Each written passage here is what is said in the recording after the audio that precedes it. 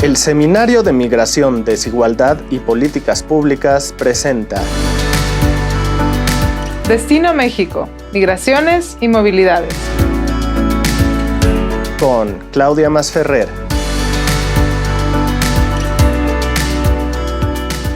Bienvenidos, bienvenidas a este episodio de Destino México, Migraciones y Movilidades. Es un gusto estar el día de hoy con Víctor Manuel García Guerrero. Él es profesor del Centro de Estudios Demográficos Urbanos y Ambientales y vamos a hablar de algo muy interesante para Destino México. Vamos a hablar de cómo se ve la migración a futuro en México, sobre todo aprovechando la oportunidad de que ya tenemos las proyecciones de población del país oficiales recién salidas del horno y que es muy interesante, por un lado, tratar de ubicar, Víctor, bienvenido, tratar de ubicar la migración a futuro, pero sobre todo tratando de pensar en cómo se relaciona la política migratoria, la política de población, la dinámica demográfica con la dinámica migratoria, así que es un gusto tenerte en este espacio. Muchas gracias, Claudia. La verdad, es un gusto el mío que poder compartir este espacio y tener la oportunidad de platicar sobre temas que nos interesan tanto y que a mí en lo particular realmente me llaman mucho la atención desde hace muchos años y que hemos tenido la oportunidad de coincidir en varias ocasiones sobre cómo la dinámica demográfica se ha ido modificando o cuál es la importancia que ha tenido la migración en estos cambios de la dinámica demográfica en el país. Y no solamente en el país, porque hemos visto que estas dinámicas demográficas son más bien interrelacionadas entre varios países, en particular entre Centroamérica, México y Estados Unidos y Canadá. Déjame interrumpirte, Víctor, un segundo, porque creo que es importante que pensemos, antes de empezar a hablar de estos temas, dinos qué es una proyección de población, antes de que empecemos a hablar de cómo se relaciona la dinámica demográfica. Y ahí también quiero que nos hables de la ecuación demográfica básica, pensando en que no todos los que estamos estudiando migración conocemos exactamente cómo se ubica la migración dentro de la demografía, por ejemplo. Entonces, empecemos un poco lento, sobre todo para que aquellas personas que quieran consultar las proyecciones de población entiendan un poco de dónde vienen. Este ejercicio que acabamos de lanzar justo a propósito del Día Mundial de la Población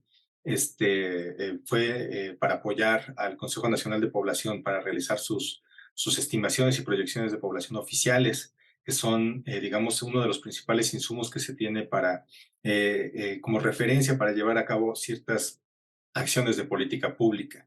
Las proyecciones de población, antes, hace muchos años, eran consideradas como un oráculo, como que nos decía hacia dónde estaba yendo la población en términos de cuántas personas, el quantum poblacional que iba a haber en el futuro, ¿no?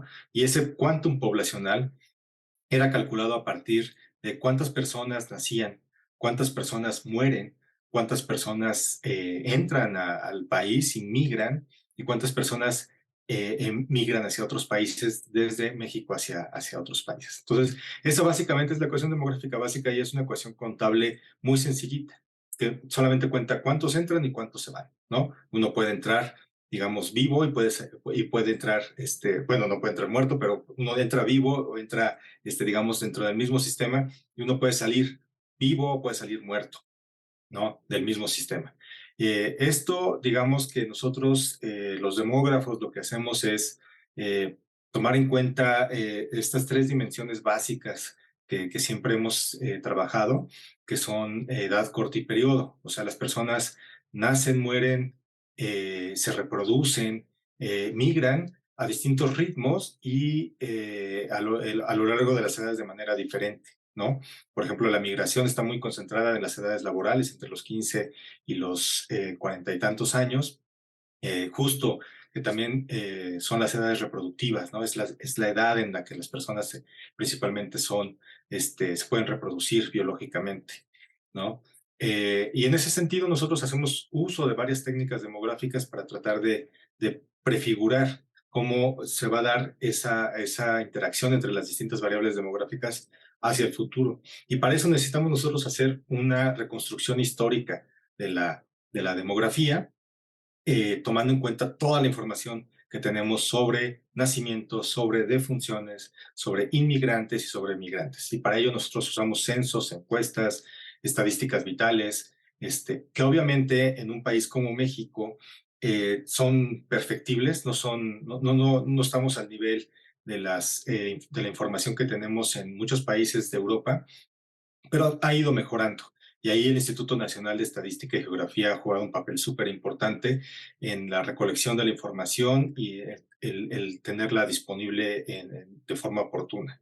Entonces nosotros siempre, y digo nosotros porque pues, apoyé al Consejo Nacional de Población a hacer estas estimaciones, el doctor Virgilio Partida lo hizo para hacer la conciliación demográfica, esta reconstrucción histórica.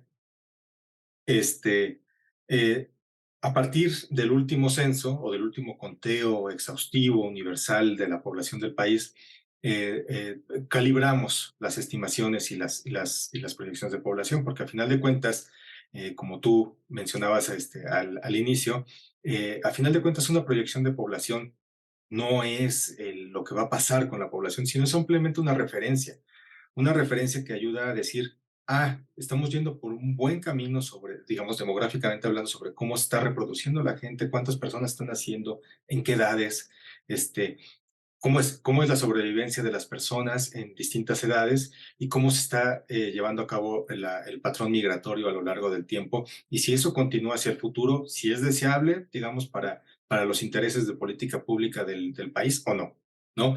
Por ejemplo, nada más para soltar un dato hacia grandes rasgos, la esperanza de vida al nacimiento, que es uno de los indicadores básicos sobre la sobrevivencia y el bienestar de la población de un país. Aquí en México, desde que se creó el Instituto Mexicano del Seguro Social y la Secretaría de Salubridad y Asistencia, después de la Revolución Mexicana, tuvo unos incrementos, digamos, de primer mundo, ¿no? La esperanza de vida empezó a crecer dramáticamente y a pesar de que estos servicios de seguridad social no han sido universales, jugaron un rol muy importante para incrementar la sobrevivencia de las personas.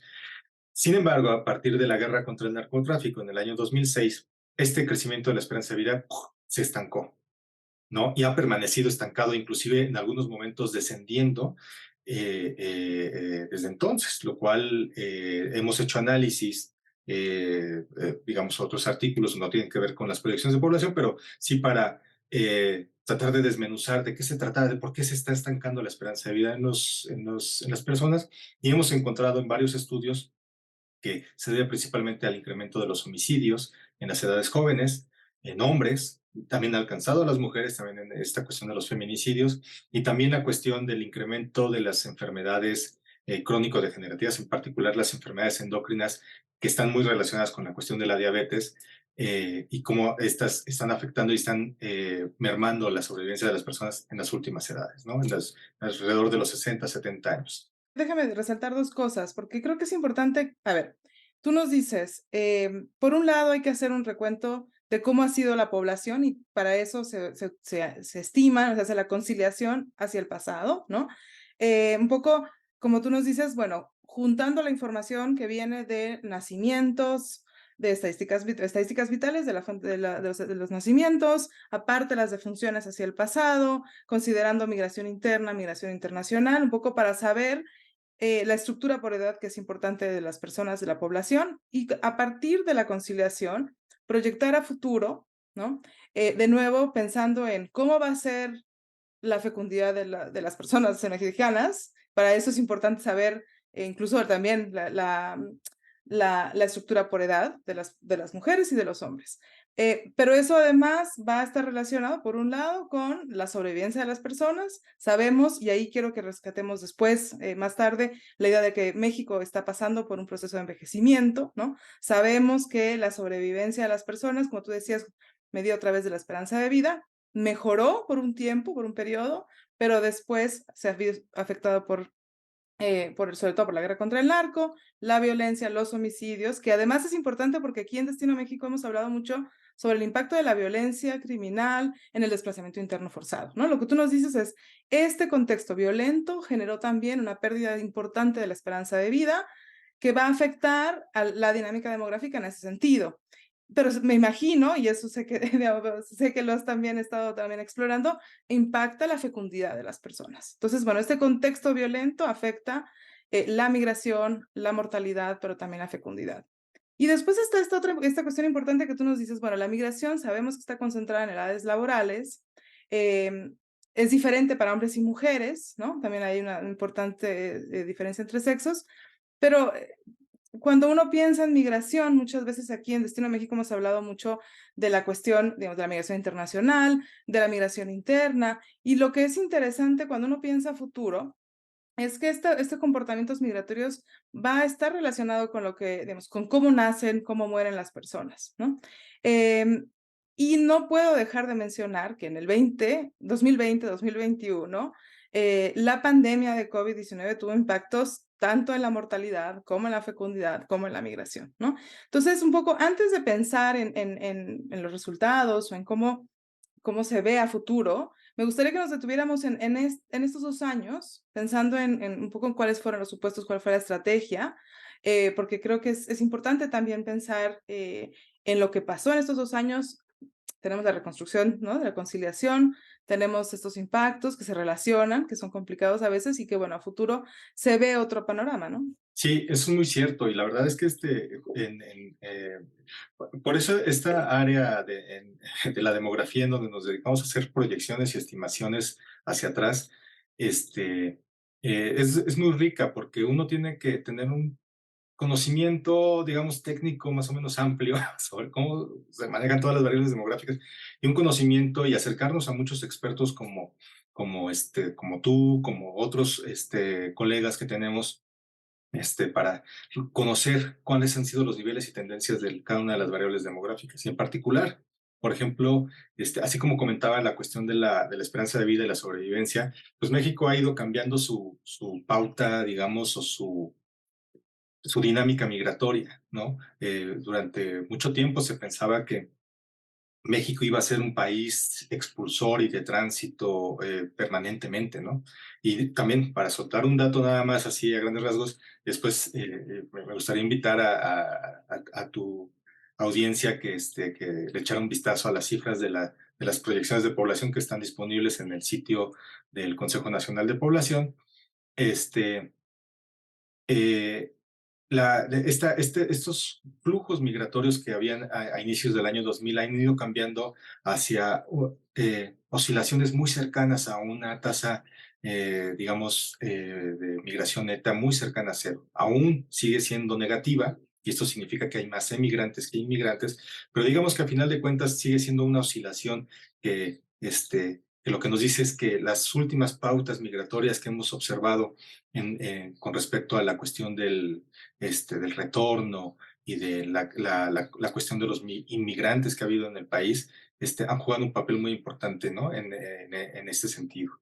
Y también de que la migración es tan incierta, depende de tantos factores como pues, tú lo has ido narrando a lo largo de todos estos programas, depende de factores políticos, de factores económicos, de factores inclusive ambientales, de factores meramente demográficos, ¿no? Que es muy difícil de prefigurar, ¿no? Nosotros ahorita con estas proyecciones de población utilizamos técnicas probabilísticas, es un decorte probabilístico, o sea, que nos permiten dar cuenta de la incertidumbre asociada a cada una de las variables demográficas y a toda la dinámica demográfica en su conjunto. Y básicamente el utilizar este tipo de técnicas nos permite hacer un ejercicio de honestidad en cuanto a cuánto sabemos y cuánto no sabemos de la demografía presente y en el futuro. Y ahí la calidad de la información es muy importante, ¿no? Porque, por ejemplo, para medir la migración y hacia el pasado y hacer una calibración o digamos, una armonización histórica de toda la dinámica demográfica, pues utilizamos distintas fuentes y en particular para la migración utilizamos la American Community Survey, que es para ver más o menos, tener una idea más o menos de cuántos mexicanos hay en Estados Unidos, ¿no? Cuántas personas declararon estar 5 años antes en Estados Unidos para tener una idea más o menos de cuál fue el flujo emigratorio de México hacia ese país. No podemos considerar todos los países hacia donde se van los mexicanos o las personas que vivían aquí en el país, porque sería básicamente falaz, ¿no? O sea, no podemos nosotros conocer o tomar en cuenta todos los lugares, porque hay personas que vivían aquí en México y que se fueron a algún país en donde no hay información demográfica, ¿no? Eh, Bueno, y por otro lado, para conocer más o menos los inmigrantes, nosotros hacemos uso del censo, básicamente. Y para eso, realmente, nosotros nos congratulamos mucho de que se haya podido lograr un censo en el año 2020. México es uno de los pocos países en América, en el mundo y en América, en todo el continente americano, en haber podido realizar en tiempo y forma un censo, ¿no? Que que como cualquier otro tipo de ejercicio estadístico y de numeración de esta índole es perfectible, creo que tuvimos un censo lo suficientemente bueno como para poder llevar a cabo este tipo de estimaciones y poder hacer una prefiguración hacia el futuro de cómo iba a ser la dinámica demográfica completa del país. Y en este sentido, me gustaría retomar un poco lo que comentabas al principio del proceso de envejecimiento del país. La verdad es que justo para finales de los años 90 del siglo pasado e inicios del siglo XXI, nosotros, como toda tu audiencia sabe muy bien, México vivió uno de los fenómenos migratorios más intensos de su historia, ¿no? En donde había una expulsión muy fuerte de mexicanos que se iban hacia Estados Unidos. Básicamente eso propiciado por las restricciones de Estados Unidos para permitir un flujo más fluido, un flujo más aceitado, sí, entre esta dinámica migratoria que ha habido entre los dos países históricamente. Bueno, eso permitió que se alcanzaran metas. México se había propuesto la meta de llegar al crecimiento demográfico del 1%, que era como que una cifra emblemática para decirle al mundo, miren, estamos nosotros controlando la fecundidad, no estamos controlando nuestro crecimiento de manera armoniosa. La verdad es que lo que pasó es que sí, está disminuyendo mucho la fecundidad, en ese momento estaba disminuyendo a ritmos acelerados la fecundidad, pero todo esto se vio muy favorecido también por la cuestión de los grandes flujos migratorios de México hacia Estados Unidos. Y como tú bien mencionaste, esos flujos migratorios, como están concentrados también en las edades reproductivas, pues digamos que gran parte del flujo o del potencial reproductivo se fue hacia el vecino del norte. No significa que estas personas fueran a reproducirse allá así como exacerbadamente, sino simplemente se fue el potencial reproductivo y eso redujo también aquí no solamente el quantum poblacional, la cantidad de personas que tenemos en las edades jóvenes, sino también todos los potenciales niños que pudieran haber nacido en todo este periodo, se fueron para allá, ¿no?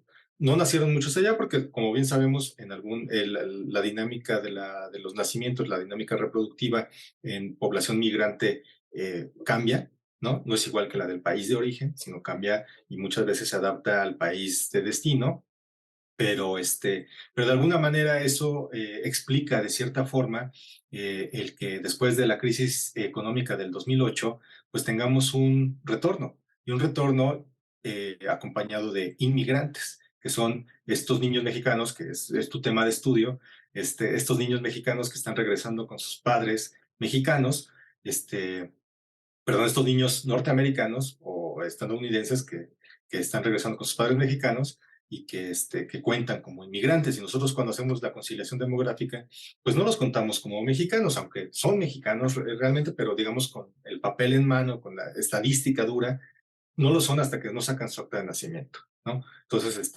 hay muchos temas de estudio todavía que podemos realizar sobre cómo ese potencial mexicano se está regresando, ese potencial reproductivo que hubo en algún momento se está regresando, pero no se está regresando en la base de la pirámide poblacional, sino se está regresando en edades medias. Y regresando a tu pregunta, perdón, porque me desvié un poco de lo del 2020-2021,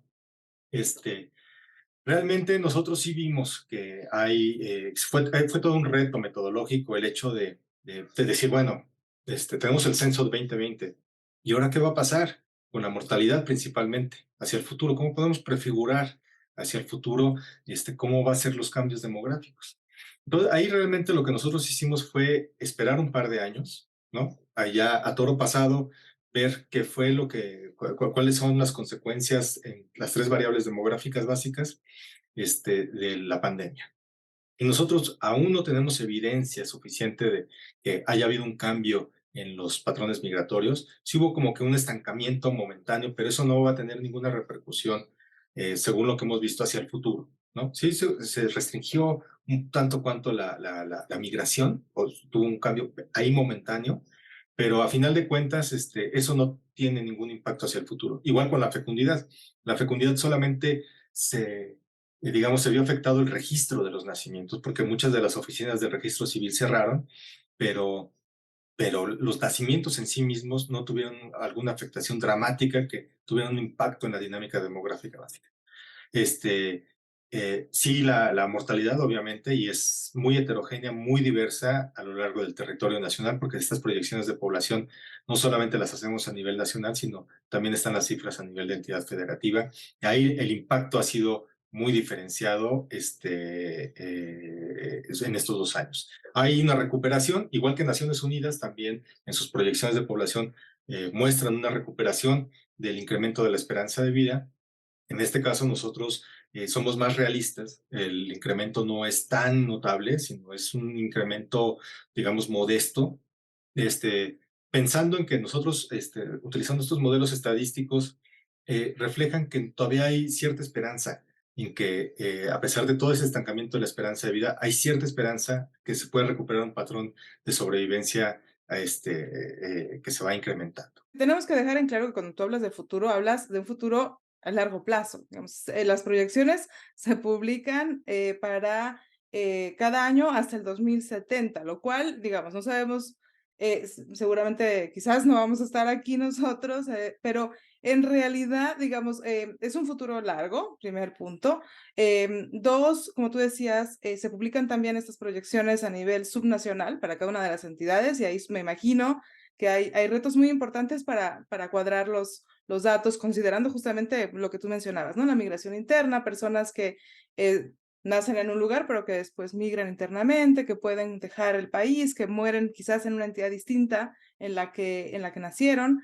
La dinámica, digamos, interna. Ahora, y la dinámica temporal, ¿no? Hay heterogeneidad en el territorio, pero también las proyecciones hacia el futuro. Pero yo quiero que nos detengamos un ratito en lo que mencionabas tú de los nacidos en Estados Unidos, porque en realidad, digamos, esto tú lo has escrito y yo siempre lo recupero también en mis estudios. Este aumento de la llegada de los menores nacidos en Estados Unidos a México no se esperaba. Digamos, en las proyecciones de población de Estados Unidos, no se había imaginado esto porque no se había anticipado el retorno que aumentó en 2008. Entonces, en lo del censo de 2010 en Estados Unidos, digamos, hay estudios que dicen, nos faltan menores, ¿dónde están estos estadounidenses? ¿No? Y después tú publicas, años después, están aquí en México estos menores que tampoco se esperaban en las proyecciones anteriores, ¿no? Entonces, obviamente, como tú nos decías, bueno, las proyecciones de población no son el oráculo, no va a ocurrir necesariamente esto que ustedes están publicando y están previendo, ¿no? Estas proyecciones, digamos, seguramente va a tener estas fallas, pero no son fallas tal cual, ¿no? Y ahí quiero que hablemos un poco de eso y de cómo tú siempre explicas las proyecciones, pero creo que esta idea de que, claro, en la dinámica migratoria que es muy incierta, no conocemos tal cual qué va a ocurrir. Quizás no se esperaba, por ejemplo, en las proyecciones de población de este año o después, en los ejercicios siguientes, un aumento de población venezolana, por ejemplo, no sé, ¿no? Y ahí creo que es importante también que nos digas que en realidad, digamos, en las proyecciones, no nos estás diciendo, no nos van a decir cuántas personas venezolanas van a llegar, cuántas personas de Guatemala van a llegar, sino que lo que ustedes están midiendo es inmigración e emigración en su conjunto, ¿no? Para que tampoco, digamos, se piense que entonces ya vamos a saber, ok, cuál va a ser el tamaño de la población venezolana, etcétera. Y en eso creo que es importante, como tú decías, ¿no? Resaltar que usamos fuentes de información, el censo, las estadísticas vitales, las encuestas de INEGI, donde, por ejemplo, en 2020 sabemos que se estimaron 126 millones de personas, 1 millón, casi 200,000 extranjeros en México, etcétera. pero que son cortes de caja finalmente, ¿no? Es importante tener esta información para poder saber cómo va a ser a futuro esta dinámica, pero un poco para que entendamos también qué son y qué no son las proyecciones. Sí, qué bueno que lo mencionas porque básicamente esto abre la puerta para que podamos saber qué esperar de las proyecciones de población. Me voy a permitir hacer un pequeño recorrido histórico de que, por ejemplo, las primeras proyecciones de población que hubo para el país fueron realizadas en los años 60, a principios de los años 60. Las hizo Raúl Benítez y Gustavo Cabrera por encargo de Víctor Urquidi, quien fue presidente del Colegio de México. Y no solamente eso, sino él participó en el grupo de Bretton Woods, que creó el Fondo Monetario Internacional y el Banco Mundial. En ese momento, en los acuerdos de Punta del Este, o para que México se insertara en los acuerdos de Punta del Este, que básicamente fue como para pedir una ayuda internacional a Estados Unidos, básicamente para el desarrollo de América Latina, entre muchos estudios económicos que se hicieron, fue hacer como que un estudio, un análisis de cómo estaba creciendo la población en el país, ¿no? Y en esos estudios, en esas primeras, que son un análisis muy primario, con instrumentos, digamos, demográficos muy básicos. No tenemos la capacidad computacional que tenemos hoy en día, con lo cual podemos hacer cosas más sofisticadas. Se encontró que la población de México se estaba duplicando cada 20 años. Entonces eso hizo sonar las alarmas y dijeron, oiga, no, nosotros no podemos seguir por allá porque eso significa que para los años 80 vamos a tener el doble de población y va a ser mucha población en edad laboral. Entonces, sí, eso va a ser una crisis, ¿no? Una crisis en muchos sentidos, ¿no? Entonces, Estados Unidos dijo, no, ¿saben qué? México y otros países tienen que elaborar programas los cuales tienen que controlar este crecimiento poblacional que estaba habiendo. ¿No? Y era un crecimiento poblacional muy natural porque, digamos, muy acorde a lo que conocemos como la transición demográfica, en donde la población, justo con esto que comentaba al inicio de que con la creación del IMSS y todo un sistema de bienestar para, digamos, incrementar la sobrevivencia de los pobladores, pues iban sobreviviendo cada vez más. Antes morían mucho y sobre todo en edades infantiles, ¿no? Alcanzaban edades menos adultas que las que alcanzamos hoy en día, pero tenían una pauta reproductiva pues, de inicios de siglo. Entonces estaban sobreviviendo más y se estaban reproduciendo mucho, entonces había un crecimiento poblacional, digamos, significativo. Entonces dijeron, vamos a controlar esto. Y sí, fue por eso que se creó el Consejo Nacional de Población y ha sido, digamos, que la política de Estado que ha durado pues, más de 40 años, más exitosa que ha habido, ha sido transeccional y ha sido bastante exitosa y logró que en 30 años disminuyera la población su crecimiento significativamente. Eso no hubiera sido posible sin esas primeras proyecciones de población. Y digamos que no se logró, o sea, no se alcanzó esa población que se duplicaba cada 20 años cuando se esperaba. Y eso no significa que hayan fallado las proyecciones de población, sino que cumplieron su cometido. Y aquí algo que yo siempre he tratado de comunicar en muchos foros es que las proyecciones de población están hechas para fallar a final de cuentas. ¿Por qué? Porque la población es el objeto principal de las proyecciones de población y son el objeto principal de las políticas públicas. Entonces, la idea es ver qué está ocurriendo para bien, que uno necesita que siga ocurriendo así para el país y continuar su camino por allá fortaleciéndolo. Por ejemplo, la cuestión de la sobrevivencia es algo que muy natural que todos los estados buscan, ¿no? No, ningún estado va a decir, vamos a disminuir nuestra sobrevivencia porque están llegando muchos adultos mayores. No, o sea, va en contra de la idea de la sobrevivencia humana. Pero, por ejemplo, últimamente, bueno, digamos desde el año 2014-2015 comenzó una estrategia nacional de prevención del embarazo adolescente, porque se empezó a ver que había cambios, digamos, marginales hacia el incremento de los embarazos en las edades adolescentes y muchas de las proyecciones de población que hubieron después de esto mostraban que iba a haber un incremento hacia allá. ¿Qué pasó? Pues que se intensificó el programa o la política para combatir el embarazo adolescente y hoy en día tenemos que ha disminuido significativamente. Eso no significa que las proyecciones de población que se hicieron en el año 2015 fallaron, o las del 2010, sino que fue exitosa la política y que sí cumplieron su cometido. Y en ese sentido es que yo creo que no hay que pedirle peras al olmo. O sea, son ejercicios, digamos, demográficos muy importantes, no son sencillos de realizar, echan mano de todo lo que se conoce de demografía, de población en un país, y si dan cuenta, digamos, más o menos de cuánta población puede haber en el territorio hasta cierto punto en el futuro. 10, 15 años es más o menos lo que uno puede tener cierta certeza.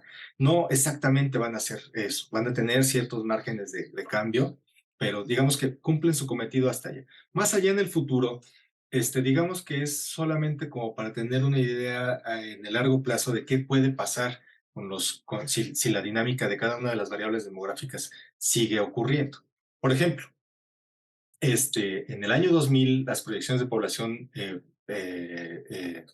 mm, daban cuenta de que iba a haber un incremento de migrantes muy significativo y que iba a haber un envejecimiento poblacional muy dramático, ¿no? Y que la población iba a comenzar a disminuir ya por estas fechas.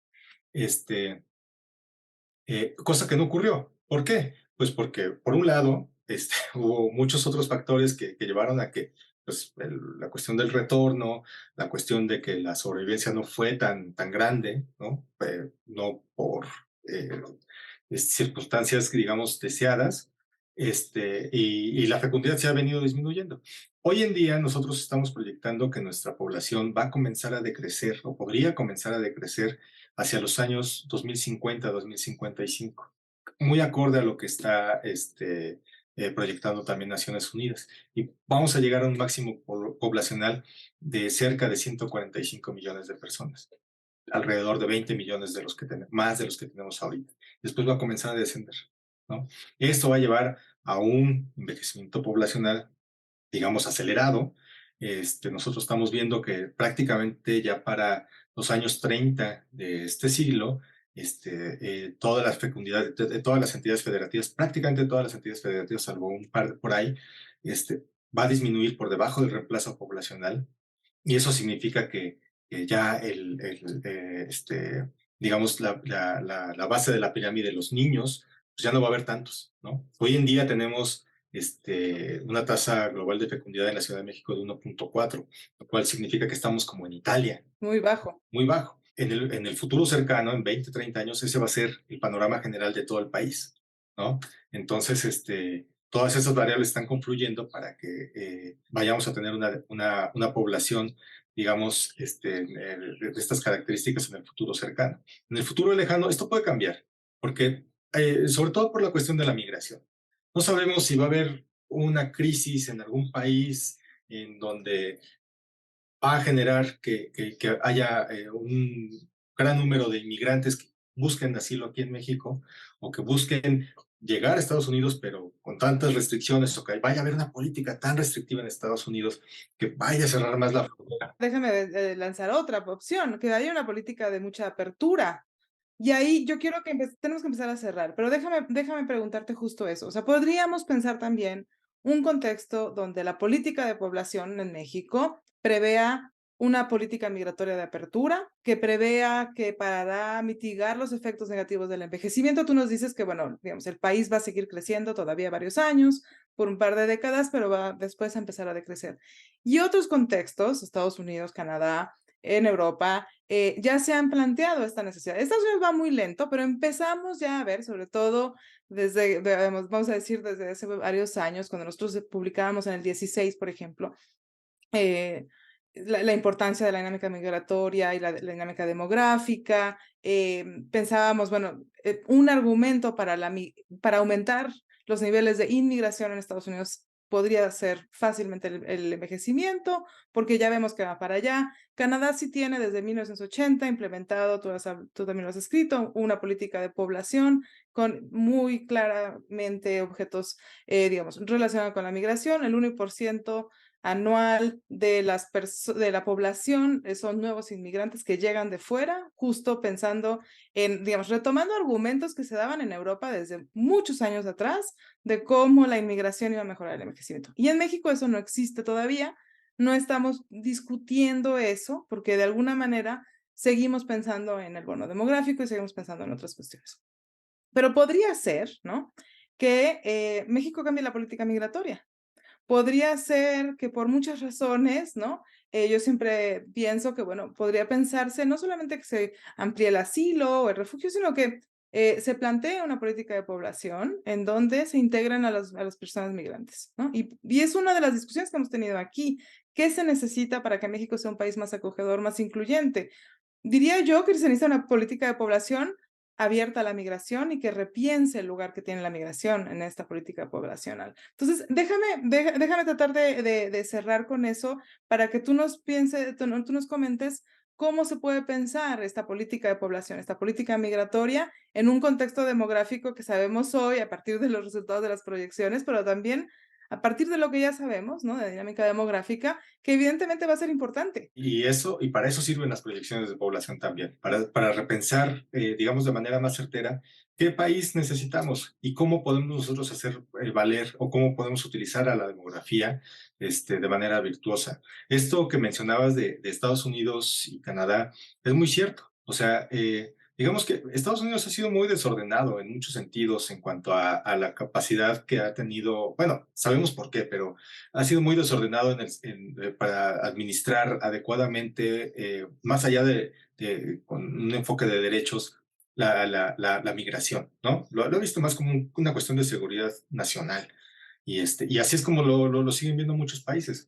Y eso es muy desordenado en el sentido demográfico, porque lo que hace un desorden, digamos, migratorio, o sea, inmigrantes, es que sí, te rejuvenece tu población. Estados Unidos ya también está en un proceso de envejecimiento avanzado, y sí, te rejuvenece, pero de manera momentánea. Eh, Hace que tu población pueda envejecer, o el problema digamos, si lo problematizamos o lo mencionamos que puede ser un problema en un contexto en donde hay muy pocas garantías de seguridad social, el impacto del envejecimiento en el largo plazo puede ser más grande. ¿Por qué? Porque esta población de migrantes va a envejecer más pronto de lo que si tú tuvieras niños, ¿no? Lo que está haciendo Canadá, por otro lado, es muy bueno, porque es como hacer la migración más sostenible, ¿no? Y irse beneficiando continuamente de la migración. Y ese es un enfoque totalmente demográfico desde el Estado, dicen, no, es que, a ver, nosotros ya no vamos a incrementar la fecundidad, ya no vamos a tener, no logramos que las familias aquí lleguen a tener 5 o 6 hijos. No hay condiciones, ¿no? ¿Cómo le podemos hacer? Pues con inmigrantes, pero tampoco de manera así, entren todos o vamos a restringir a todos y vamos a hacer como que estamos haciendo una estrategia de mercado. No, realmente lo están haciendo de una manera muy honesta en donde, a ver, vamos a probar con un 1% anual. A ver, ¿de qué edades? ¿Con qué características? Y así. También necesitamos en ciertos sectores, pero que esta migración sea, digamos, con ciertas calificaciones y no con otras, ¿no? Y así. Canadá yo creo que es el ejemplo, ¿no? Y yo creo que México tendría que poner sus barbas a remojar en este sentido de que nosotros estamos previendo que para ya mediados de este siglo vamos a tener un incipiente proceso de envejecimiento. Es muy diferenciado a lo largo del territorio nacional. La Ciudad de México, digamos, ya está en un proceso avanzado de envejecimiento. Y en ese sentido, yo creo que sí es importante la política de población basada en una cuestión de derechos reproductivos. Eso es innegable.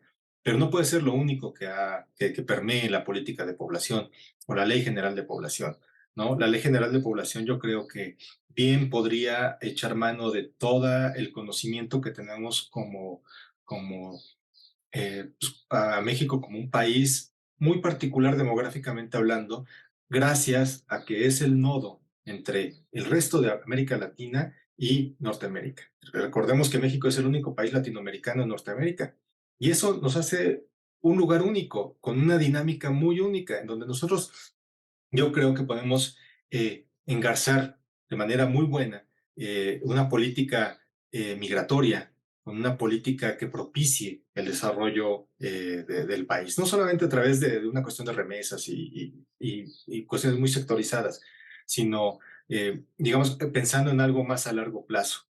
Y en este sentido yo creo que se tiene que pensar, a principios del siglo se hablaba mucho del bono demográfico, como tú mencionabas, y se empezó a hablar del bono demográfico de manera muy retórica, aunque sí era cierto, pero en ese momento ya no era posible rescatar el bono demográfico. O sea, el bono demográfico está basado en esta potencialidad que le da una población principalmente joven, ¿no? En edades jóvenes, para el desarrollo del país en el futuro. Pero para que esta población en edades jóvenes propicien un desarrollo, necesitan tener ciertas garantías y ciertas capacidades, ¿no? Y para ello me voy a regresar un poquito a los años 60, cuando Corea del Sur tenía niveles de desarrollo muy por debajo de los que tenía México. México estaba viviendo el milagro mexicano. ¿Qué hizo Corea del Sur? Pues además de bastantes cuestiones que tienen que ver con la economía, demográficamente hablando, invirtió desde el Estado en tres pilares fundamentales: salud, educación y empleo, que eran proyectos a largo plazo, pero era una visión muy demográfica para dotar a este bono demográfico de las capacidades que llevaran al desarrollo, que llevó al desarrollo a Corea del Sur que hemos visto hoy en día. México ya se le agotó el bono demográfico. Sí, seguimos teniendo una población principalmente en edades de adultos jóvenes, pero eso ya, la capacidad para dotarle a eso, a esa población de las capacidades para desarrollarnos, ya se agotó. Ahorita se está hablando mucho del bono de género, por ejemplo. Eso podría ser una estrategia muy buena que tendrá que estar en una política de población. Podemos ver en las proyecciones de población cuánta población femenina tenemos, en qué edades, y si realmente a esta población femenina la dotáramos de manera igual que la población masculina de oportunidades para acceder al empleo, eso sería muy bueno. Sería ya como que el último coletazo que podríamos darle a este desarrollo o a esta estrategia de desarrollo. La otra es por medio de la migración, ¿no?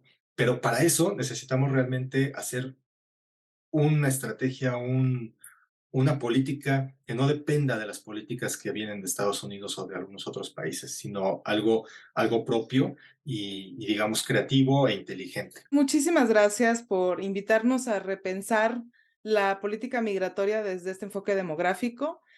Aquí, digamos, en el Seminario de Migración, Desigualdad y Políticas Públicas, hablamos mucho de políticas migratorias. No hablamos tanto de políticas de población, y creo que es importante, como tú decías, bueno, una política migratoria, una política de población que incluya la política migratoria, que dialogue con la política migratoria y no solamente, por ejemplo, con la política de salud reproductiva, tratar de diversificar esto pensando en un contexto de envejecimiento, pero también, como decías, del bono de género, del bono demográfico, pensar políticas en salud, empleo, educación, me parece súper importante, y pensar sobre todo cómo, volviendo a lo que nos interesa en este espacio, cómo si recibimos a más personas migrantes, si consideramos a las personas de movilidad de nuestro país desplazadas o migrantes internos, pues un poco, ¿qué implica esto a futuro?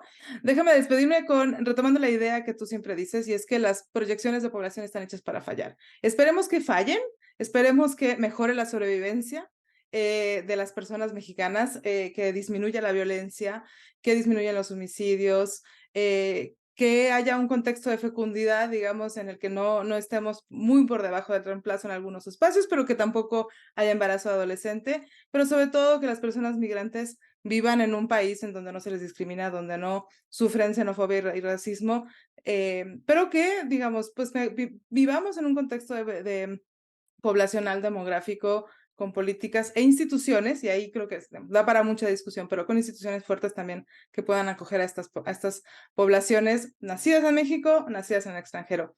Muchas gracias, Víctor. Muchas gracias y pues bueno, por este espacio y para invitarles también a que consulten las proyecciones de población y sigan al pendiente del resto de los eventos que van a seguir saliendo alrededor del Día Mundial de la Población. Y enhorabuena y felicitaciones porque sé que implica un montón de trabajo. Así que felicidades por esta publicación, por este proyecto. Y a todos ustedes les invito a continuar en este espacio Destino México, Migraciones y Movilidades. Esto fue una producción de la Coordinación de Educación Digital del Colegio de México.